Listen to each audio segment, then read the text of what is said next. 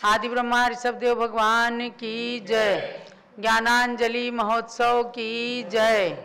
परम पूज्य गणिनी प्रमुख श्री ज्ञानमती माता जी की, उनके 72वें संयम दिवस की जय। अभ्यात्माओं, ज्ञानांजलि महोत्सव का समय हो चुका है। आज हम 13वें दिन ज्ञानांजलि महोत्सव के 13वें दिवस पर आ रहे हैं और सन 1964 जो 12वां चातुर्मास पूज्य गणनी ज्ञानमती माता जी का हैदराबाद आंध्र प्रदेश में हुआ, वहाँ के जिन मंदिरों के आप दर्शन करेंगे, तो आज के इस महोत्सव का उद्घाटन कर रहे हैं दीप प्रज्वलित करके अखिल भारतवर्षीय दिगंबर जैन युवा परिषद के अध्यक्ष डॉक्टर जीवन प्रकाश जैन एवं उत्तर प्रदेश युवा परिषद के महामंत्री भाई रितेश जी जैन लखनऊ से आए हैं। रूबी तुम भी खड़े हो जाओ, करें उद्घाटन करें, दीप प्रज्वलित करें। मंगलम भगवान वीरो मंगलम गौतमो गणी मंगलम कुंद कुंदाद्यो जैन धर्मोस्तु मंगलम। मंगलम ज्ञान ज्योति सात ज्ञानांजलि महोत्सवे मंगलम स्वात्म ज्योति सात कुर्यात् सर्वस्य मंगलम। बोलो ज्ञानांजलि महोत्सव की जय। जीवन जी इनका स्वागत कर दें। रितेश जी का स्वागत आज के दीप प्रज्वलन के उपलक्ष्य में।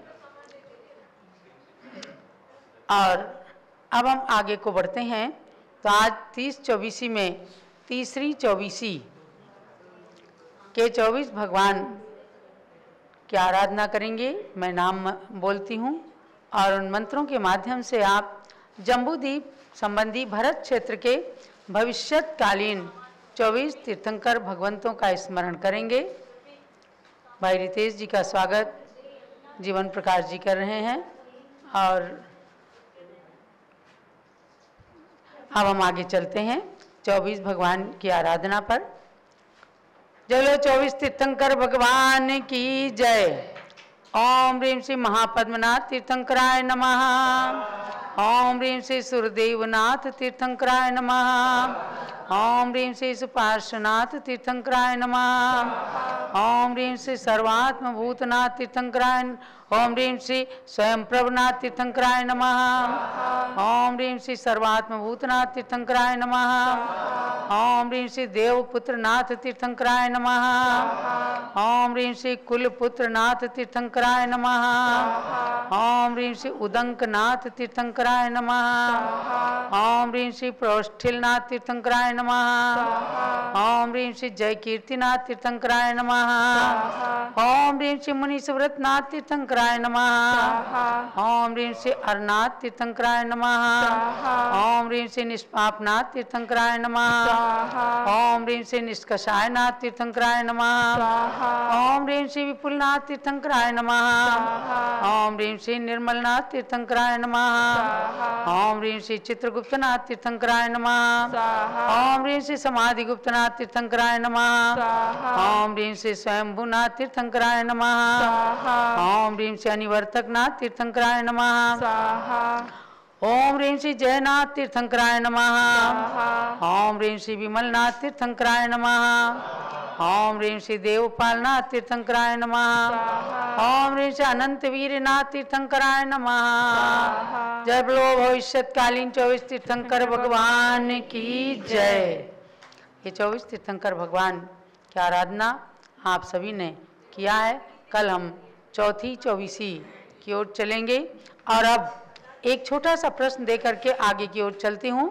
आपको प्रश्न पूछती हूँ चैट बॉक्स में, जिनका सबसे पहले उत्तर आएगा और सही होगा उन्हीं को आज का विजेता समझा जाएगा। तो आज का प्रश्न सुनिएगा।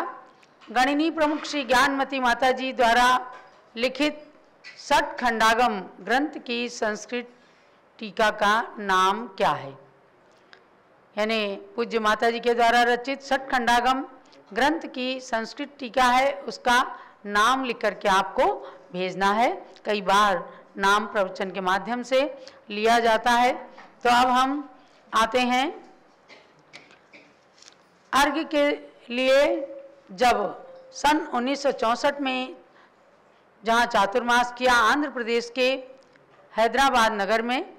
वहाँ के श्रावक श्राविकाएं आज पूज्य माता को अर्घ चढ़ाने के लिए और पूरे देश के भक्तगण अर्घ चढ़ाने के लिए तैयार हैं। तो उससे पहले छोटी सी सूचना कि आज रात्रि में प्रतियोगिता है, पौराणिक ड्रेस प्रतियोगिता। कहाँ गया? हाँ, पौराणिक ड्रेस प्रतियोगिता का मतलब है बच्चों को आप अच्छी अच्छी ड्रेस पहनाइए, राजा की, राजकुमार की, सतियों की, ऐसी ड्रेसें पहना करके और उनको आज सायंकाल में आरती के पश्चात प्रस्तुत करें। जूम चैनल के माध्यम से शुभा जैन लखनऊ इस प्रतियोगिता को आयोजित कर रही हैं। तो आप उनका व्हाट्सएप नंबर लिख लीजिए और उनसे संपर्क कीजिएगा 9450667520। इनसे संपर्क करके और आज अपने बालक बालिकाओं को भी, आप स्वयं भी सतियों का पाठ करने के लिए, महिलाएं भी कुमारिका का पाठ करने के लिए, कुंवारी कन्याएं भी तैयार हो सकती पौराणिक ड्रेस प्रतियोगिता में। आप जैसे भगवान की माता से प्रश्नोत्तर करने वाली देवियां भी बन सकती हैं, इंद्राणी बन सकती हैं, और जो भी ड्रेस पहने उसके बारे में, उस कथानक के बारे में भी थोड़ा सा 1-2 लाइन का आज डिस्क्रिप्शन भी दीजिएगा, बोलिएगा भी, और बच्चों को भी अपने कुछ ना कुछ सिखाइएगा। तो अब हम चलते हैं। हैदराबाद में बताया गया हमें 4 मंदिर हैं, और चंदा प्रभु दिगंबर जैन मंदिर आजापुरा है ना, आजापुरा लिखा, पार्श्वनाथ आदापुरा, अच्छा, और पार्श्वनाथ दिगंबर जैन मंदिर कारवान, श्री पार्श्वनाथ दिगंबर जैन मंदिर बेगम बाजार, श्री महावीर स्वामी दिगंबर जैन लाल मंदिर चादर घाट।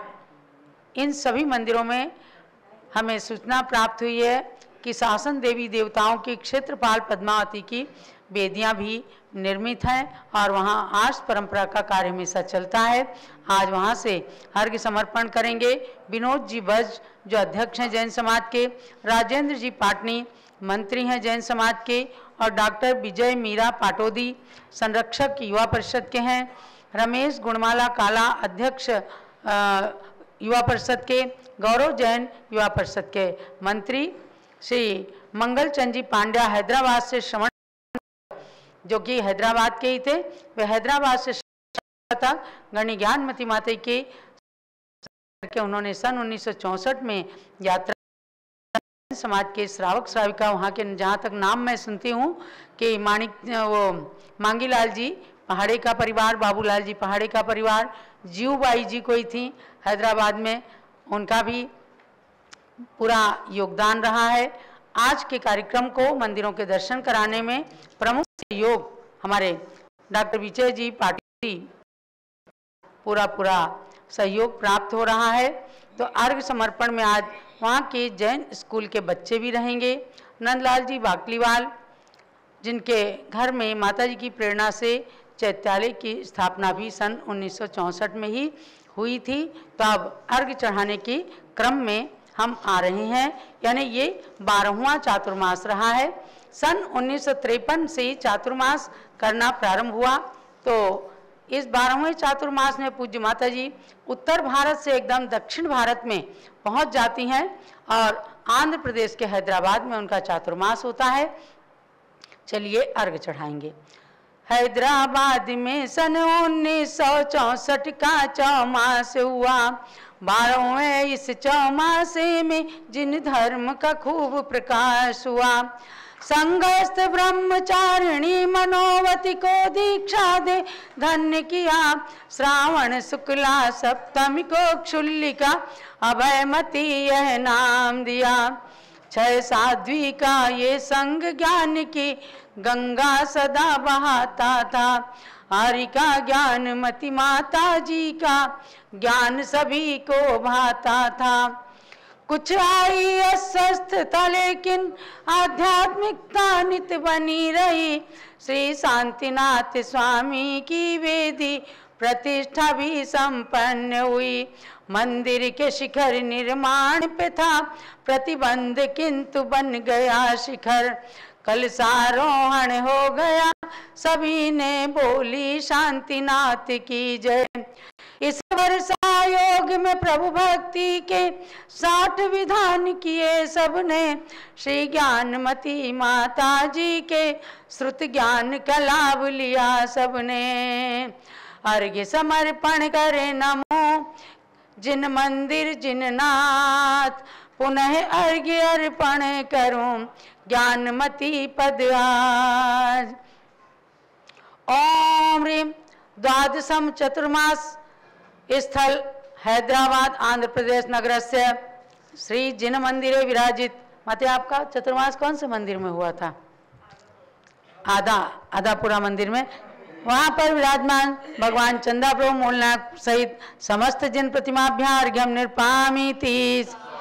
ओम ह्रीं कारवान में पासना दिगंबर जैन मंदिर में विराजमान समस्त जिन प्रतिमाभ्यां अर्घ्यम निर्पामीति।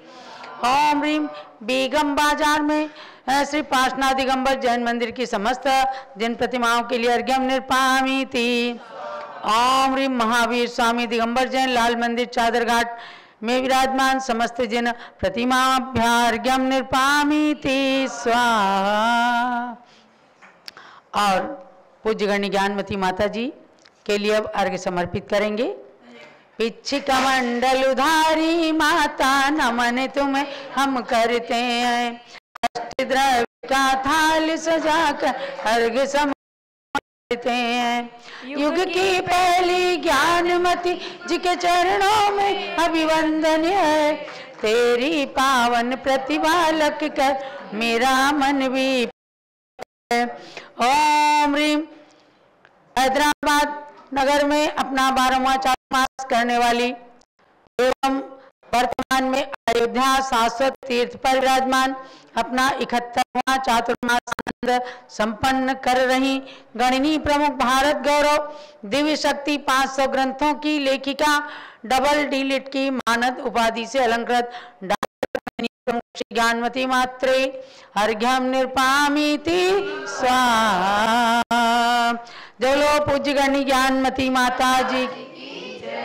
अभी आप पूज्य माता से मंगल उद्बोधन श्रवण करेंगे। आज संयोग है कि जो दीक्षा हैदराबाद में हुई थी ब्रह्मचारिणी मनोवती की, अभयमती क्षुल्लिका बनी थी, वो प्रथम आंध्र प्रदेश में प्रथम दीक्षा थी।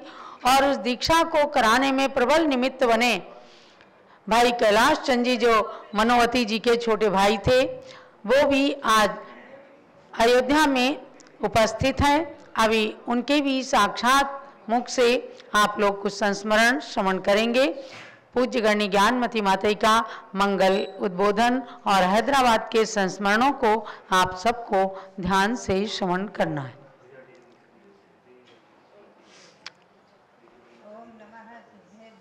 ओम नमः सिद्धेभ्यः। ओम नमः सिद्धेभ्यः। ओम नमः सिद्धेभ्यः। ओम नमः सिद्धेभ्यः। नमः श्री वर्धमानाय निर्धूत कलिलात्मने शालोकानां त्रिलोका यद विद्यादर्पणाय ते। भव्यात्माओं, कलकत्ते के चातुर्मास करके सन 63 का और समय शिखर आई। समय शिखर में नंदीश्वर द्वीप जो बना है उसका पंचकल्याण प्रतिष्ठा महोत्सव बहुत ही विशेष महिमापूर्ण हुआ है, संपन्न हुआ है। उसके बाद हमने अपनी यारिकाओं के संघ की इच्छा के अनुसार वहाँ उस समय श्रवण बेलगोल के भगवान बाहुबली के दर्शन के भावना को लेकर के दक्षिण की ओर विहार किया। तो गर्मी का दिन हो गया था, बहुत भयंकर गर्मी थी। और गर्मी में दोनों टाइम चलते हुए हम लोग जो है हैदराबाद तक पहुँचे। बीच में खंडगिरी उदयगिरी की यात्रा भी हुई है और वहाँ के इतिहास को भी देखा है कि जहाँ चतुर्थकालीन प्रतिमाएँ उत्कीर्ण हैं और इतिहास लिखा हुआ है। शासन देव देवी की प्रतिमाएँ भी उत्कीर्ण हैं। बहुत ही सुंदर खंडगिरी उदयगिरी की गुफाओं का इतिहास है। वहाँ के भव्य प्रतिमाओं का दर्शन करते हुए और इतिहास का स्मरण करते हुए वहाँ से जो है हम लोग हैदराबाद पहुँचे और समय हो चुका था। तो हैदराबाद में ही वर्षा योग की स्थापना हुई। कि उस समय की भक्ति और भावनाएं बहुत ही विशेष रही हैं। पहुँचते ही मैं उस समय कुछ अस्वस्थ हो गई थी और यानी बिल्कुल ऐसा लगता था मरणासन स्थिति जैसी। कुछ असाता का उदय मंद हुआ और मैं स्वस्थ हुई और उसके बाद वहाँ पर जो है हमारे कैलाश चंद जी आ गए थे। लघु भ्राता अभयमती बहुत जो है वो जो पहले कुमारी मनोहती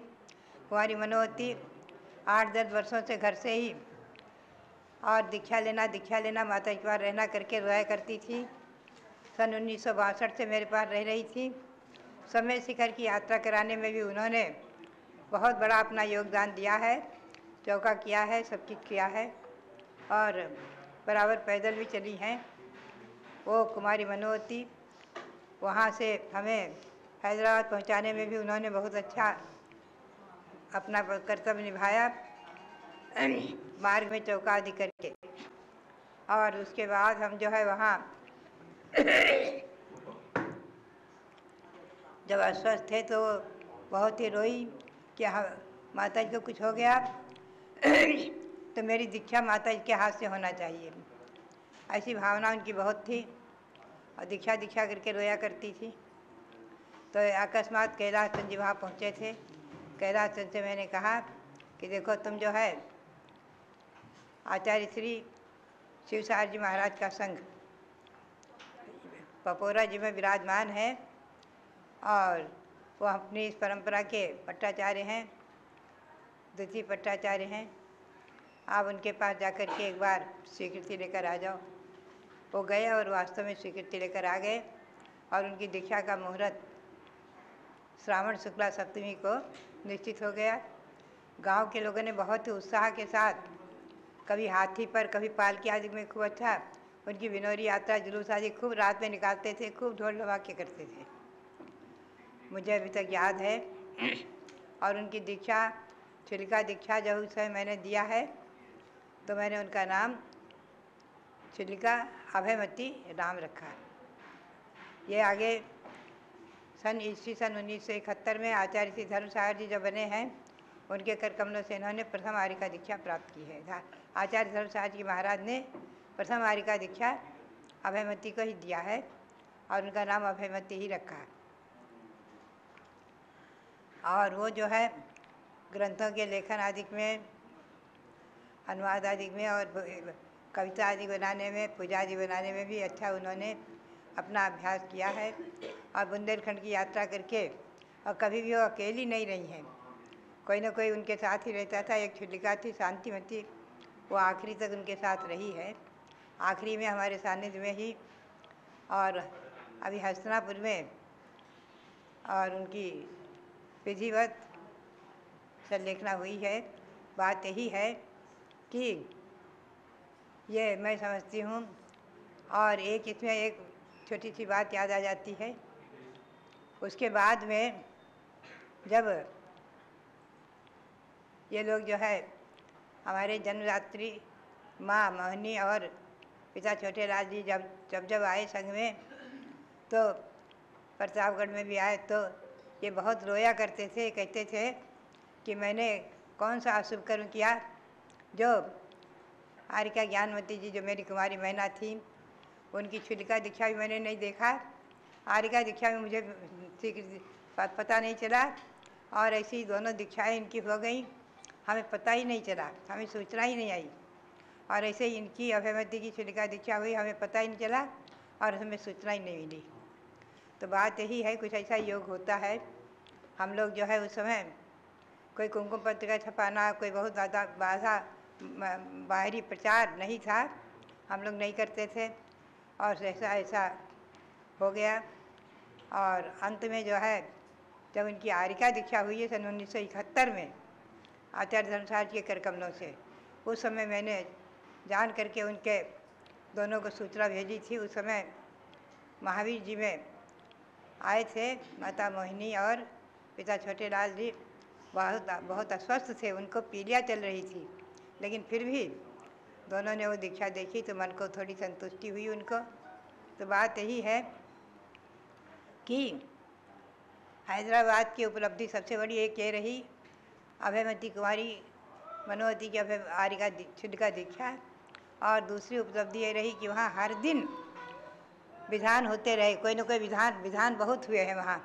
लोग जो है कोई शांति विधान, कोई और स्मरण विधान, कोई अनेक पुराने विधान, मेरे विधान तो कोई बनाए हुए थे नहीं, पुराने विधान खूब करते थे। शिवचक्र विधान आदि बड़े बड़े विधान, 3 लोक विधान, छोटे विधान, लघु विधान, बड़े विधान, प्रतिदिन एक दिन भी शायद वहाँ खाली नहीं गया है जो वहाँ विधान नहीं होता हो, बल्कि दिन में 2-2, 3-3 विधान भी हुए हैं। लोगों में विधान का बहुत ही उत्साह था, बहुत ही रुचि थी, बहुत ही भावनाएं थी। और आज तक भी हैदराबाद के लोग संघ से जुड़े हुए हैं। मांगीलाल पहाड़े तो बहुत ही जुड़े रहे। उनका तो नियम था कि मैं वर्ष में एक बार तो कम से कम माता जी का दर्शन करूंगा ही करूंगा। कहीं भी जंगल में ढूंढ करके, कहीं भी मुक्तागिरी के रास्ते में एक बार जंगल में आकर मिले और वहाँ बोले हम तो ढूंढ कर जंगल में भी आ गए हैं। तो बात यही है कि मैंने ये पाया है, मंगलचंद जी थे वहाँ और अनेकों भक्तगण, मैं किन किन का नाम लूँ, नाम तो बहुत हैं।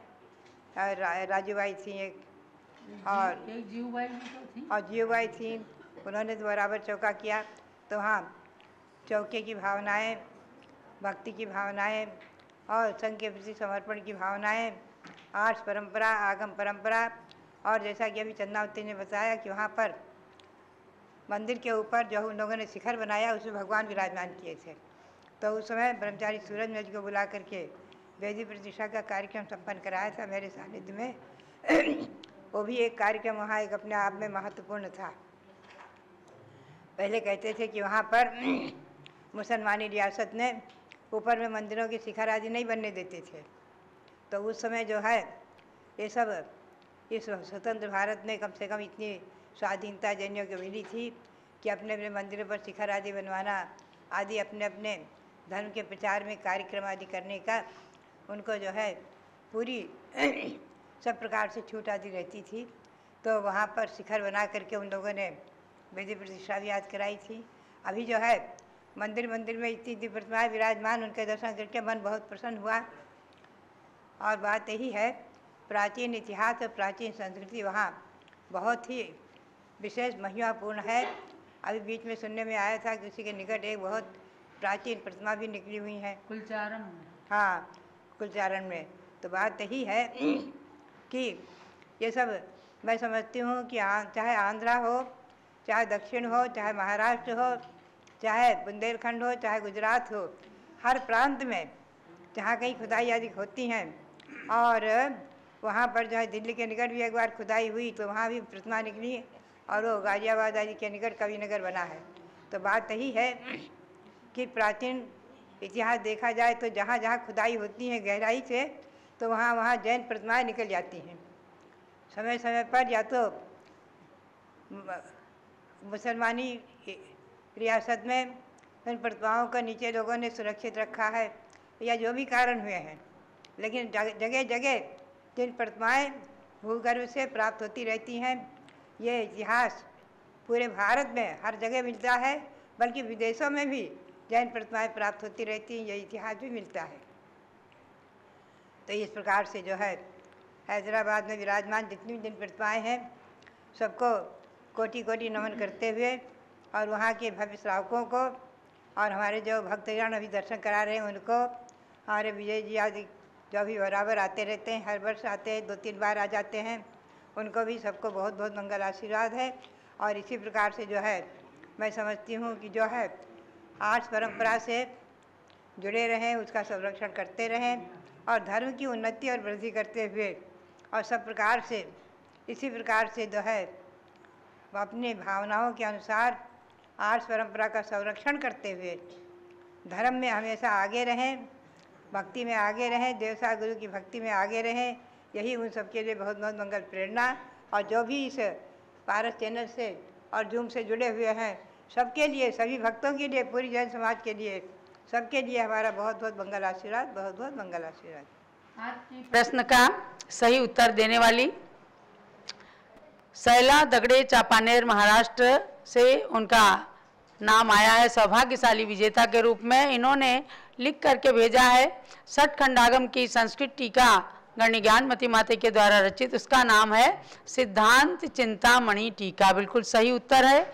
सभी को जान लेना है कि इस युग में 1200 साल के बाद कोई हारिका लिखने वाली, ऐसी संस्कृत टीका लिखने वाली सिद्धांत ज्ञान से समन्वित माता जी, जिनकी टीका का नाम सिद्धांत चिंतामणि टीका है। और अब आप कैलाश चंद जी जो यहाँ पर उपस्थित हैं, उनके मुख से भी साक्षात संस्मरण सुनिएगा। एक चीज़ माता जी ने हम लोगों को एक बार बताई थी कि जब हम दूसरे प्रांतों में जाते थे तो भाषा की थोड़ी कठिनता आती थी, और आज वर्तमान में हैदराबाद तेलंगाना प्रदेश में माना जाता है, वहाँ की भाषा तेलुगु है। और वहाँ जब बोले हम लोग निकलते थे तो कई लोग ऐसे करके हाथ और पूछते आई उर्रंडे, मतलब समझ नहीं पाते, लोग डर जाते थे। तो द्विभाषिया लोग यानी ट्रांसलेटर जब बताते थे कि ये कहते हैं महानुभाव आप कौन हैं, आप कहाँ से आए हैं। तो भाषा का भी बड़ा फर्क पड़ता है। जो लोग भाषा नहीं जानते तो फिर वहाँ के लोगों की भावनाएं नहीं समझ पाते थे, और तब जो ट्रांसलेटर थे वो इनके बारे में उन लोगों को बताते और इनको उनके बारे में बताते कि ये लोग बड़े सम्मान के साथ आपको नमन कर रहे हैं, और उनको बताते कि ये ज्ञानमती माता जी हैं सरस्वती की प्रतिमूर्ति की तरह, और ये आप लोगों को आशीर्वाद प्रदान कर रही हैं। तो ऐसे करके हैदराबाद का चातुर्मास हुआ, और कर्नाटक में जाकर के तो इन्होंने खूब कन्नड़ भाषा सीख ली, और ऐसी सीखी कि वहाँ उस भाषा में भी स्तुति आदि बनाने लग गई। तो आपने जाना, पूज्य माता के साक्षात संस्मरण सुने। हम इस माध्यम से उस चातुर्मास के स्थान पर पहुँच जाते हैं। तो भव्यात्माओं, अब आप जो साक्षात वहाँ पर उपस्थित थे और ये कहते हैं कि हमने ही स्वीकृति लेकर के आचार्य शिवसागर महाराज की, और तब ज्ञानमती माता के पास आकर हमने बताया, तब माता जी ने उनको मनोवती जी को चुलिका दीक्षा प्रदान की थी। ऐसे कैलाश चंद जी अब अपने मुख से ही माइक दे दो।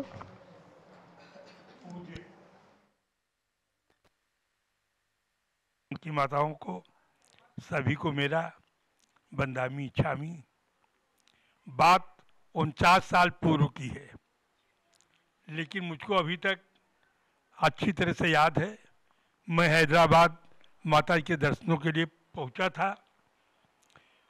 अभयमती जो हमसे 4 साल छोटी थी, ज्ञानमती माता जी हमसे 4 साल बड़ी हैं, तो अभयमती माता जी ने कहा भाई मुझे दीक्षा दिला दो, अगर दीक्षा नहीं दिलाते हो तो अन्न जल का त्याग कर देंगे। माता जी ने आचार्य महाराज के पास हमें भेजा। पपौरा जी महाराज जी ध्यानस्थ थे, उनके शरीर की एक एक नसें गिनी जा सकती थी। इसी गर्मी में वो पहाड़ पर तपस्या कर रहे थे। मैं गया, मैंने उनके दर्शन किए, पास में बैठा रहा। बाद में जब उनका ध्यान खुला तो हमने सारी बात बताई। उन्होंने कहा मेरी तरफ से पूर्ण आज्ञा है, ज्ञानमती माता की शिष्या को हम दीक्षा देने में बराबर हमारी सम्मति है, उनको दीक्षा दी जाए। हम वहाँ से आकर के हमने माता जी को बताया। तब न ब्रह्मचारी रविंद्र कुमार जी वहाँ थे और ये थे यशवंत जी भी नहीं थे, मोती सागर महाराज जी भी नहीं थे, और मैं समझता हूँ कि यहाँ जितने लोग बैठे हैं